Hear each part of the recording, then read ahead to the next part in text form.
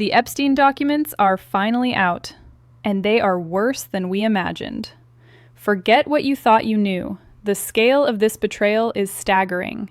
We are talking about 3 million pages, a treasure trove of secrets, and right at the center, a name mentioned over 1,000 times: Donald Trump. For years we heard the denials, we heard the deflections, but the text on the page tells a story. Over 1,000 mentions, a long-standing connection, social ties, business deals. The flight logs were just the beginning. We knew about the 8 flights, between 1993 and 1998, but these new documents go deeper.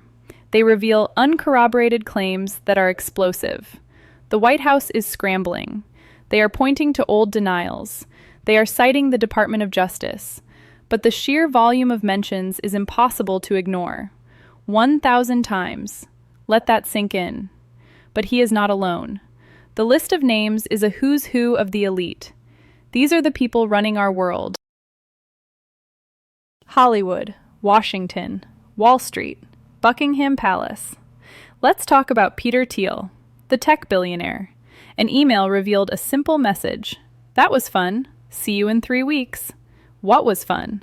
The context is missing, but the connection is undeniable. Then there is Bill Gates, a man who shaped the modern world.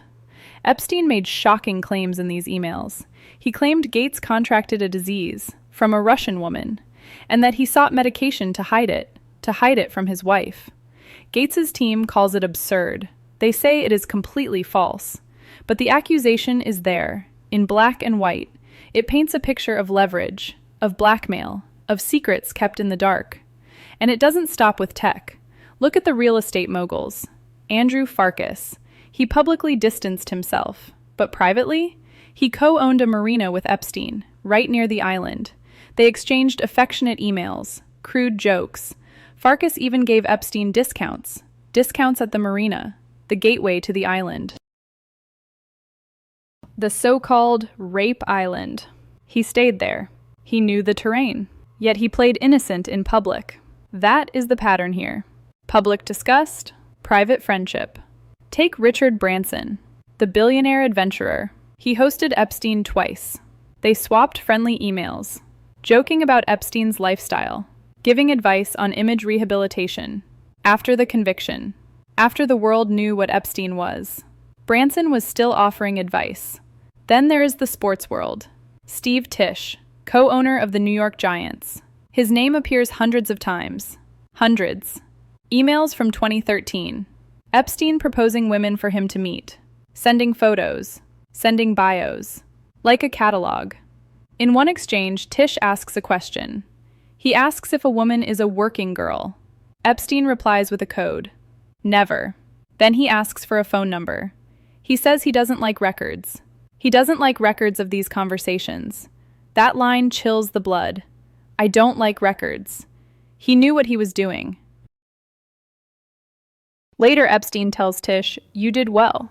He says the woman wants to see a play, but she is freaked out by his age. Tisch denies it all. He says he never went to the island. He says he never accepted the invitations. But the emails exist. The offers were made. And then we have the royals, Prince Andrew. We know the history, but the documents add more weight. Exchanges arranging dinners, offering meetings with women, and an invitation. Come here to BP, Buckingham Palace, the center of the British monarchy, used as a meeting ground. It is almost too much to believe. But here is the most twisted part. The hypocrisy of the good guys, the men who claim to hate Epstein, men in Donald Trump's orbit, men in his administration, Elon Musk. He said in 2019 that he declined invitations. He said he never visited the island. But emails from 2012 tell a different story. Epstein asks, "Are you coming by helicopter?" "Probably just Tallulah and me." "When will be the wildest party?"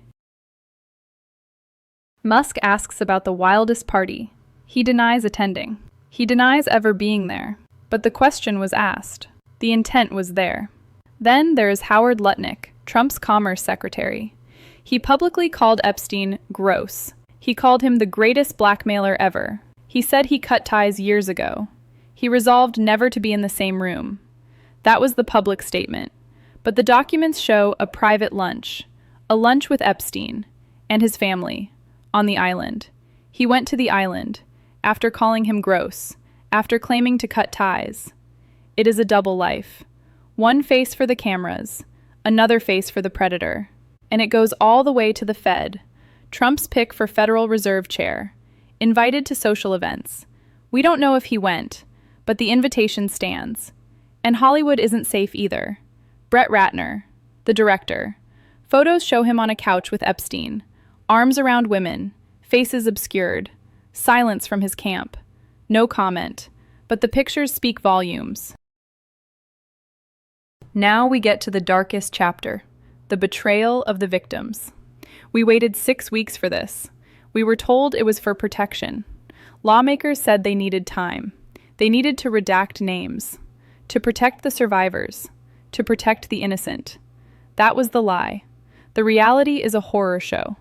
Lisa Rubin combed through these files. She found a nightmare. 40 survivors, known and suspected victims. Their names are there. Their privacy is gone. This was supposed to be a redaction. It was supposed to be safe. But they failed. They failed miserably. One survivor testified against Ghislaine Maxwell. She was brave. She stood up. And how does the government repay her? They released her driver's license, fully visible, her photo, her name, unredacted. They blacked out her address, but left her face for the world to see. This was promised to be hidden. They pledged it would be safe. It was a lie. And it gets worse. Handwritten notes were released, notes from a private meeting with prosecutors. A meeting to assess credibility. They probed her life, her most intimate details, her romantic history, her recovery from addiction, the names of her sponsors, the men she dated, all of it, dumped into the public domain. She found out via text message, from her lawyer. Imagine that moment, your deepest secrets exposed, by the people sworn to protect you. She wrote a scathing email. She told the Southern District of New York the truth. They re-traumatized her. They opened old wounds. They exposed her to danger, legal danger, professional harm, personal risk. They removed the files yesterday. But it is too late. The damage is done. The internet never forgets. And did she get an apology? Did she get a response? Silence. Not a word from the Justice Department. Neither she nor her lawyers heard a thing. This is negligence. Or it is malice. There is no middle ground. 3 million pages dropped. But that is only half the story. There are 3 million more. Another 3 million pages withheld. Will we ever see them? Doubtful. They say they are privileged. Internal deliberations. Attorney-client communications. Excuses to keep the truth buried. They are hiding the draft indictment. The one from 2007. The one from Florida. Prosecutors were ready to charge Epstein. 30 federal counts. Based on 19 women. It was ready to go. And it vanished. Buried in the files. We may never see the full picture. Congress has subpoenas. They have demanded answers. But there is no enforcement. The Department of Justice shrugs. They dump a haystack on the public and tell us to find the needle. They say it's accessible now, but only after the damage is done, only after the redactions failed, only after the secrets were leaked. It doesn't seem fair. It doesn't seem just. It seems like a game where the powerful protect their own and the victims pay the price, again and again. Trump mentioned 1,000 times, billionaires laughing in emails, royals inviting predators to the palace, and survivors exposed to the world. This is not justice. This is a cover-up in plain sight. The files are out. But the truth? The truth is still fighting to breathe.